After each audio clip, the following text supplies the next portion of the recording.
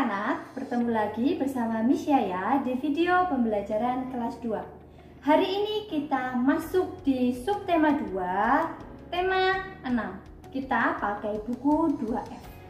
Nah, hari ini kita akan belajar tentang habitat hewan atau tempat hidup hewan. Oke, pertama-tama kita harus tahu terlebih dahulu pengertian habitat. Habitat adalah tempat hidup hewan. Dan terdapat 3 tempat hidup hewan. Apa saja? Ada darat, air, darat, dan air. Sekarang kita akan membahas satu persatu. Yang pertama, darat. Hewan yang hidup di darat disebut hewan darat. Contohnya, kalian bisa lihat di layar. Di situ ada kelinci, sapi, singa, kucing, dan juga kambing. Berikutnya, air. Hewan yang hidup di air disebut hewan air.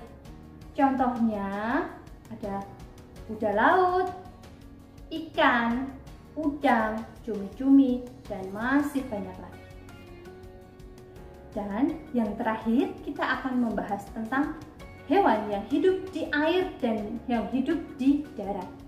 Di situ Miss memberikan beberapa contoh, kalian bisa lihat di layar. Ada kura-kura, buaya, penguin, kuda nil, ya. Nah, itu tadi adalah contoh hewan-hewan yang bisa hidup di air dan juga di darat. Anak-anak, perlu kalian ketahui ada beberapa hewan yang bisa hidup di air dan di darat dan disebut dengan amfibi. Di situ Miss memberikan 2 contoh, ya. Ada katak dan juga salamander. Nah, kenapa sih katak dan juga salamander disebut amfibi? Karena katak dan juga salamander memiliki kelembaban kulit yang tinggi, tidak tertutup bulu dan rambut, ya, dan mampu hidup di air maupun di darat. Jadi anak-anak, hewan yang hidup di air dan di darat tidak semua disebut amfibi, ya.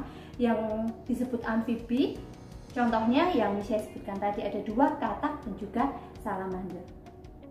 Oke anak-anak, cukup sekian pembelajaran kita hari ini tentang tempat hidup hewan. Ada 3 tempat hidup hewan, yaitu yang pertama hewan yang hidup di darat, hewan yang hidup di air, dan hewan yang bisa hidup di air dan juga di darat.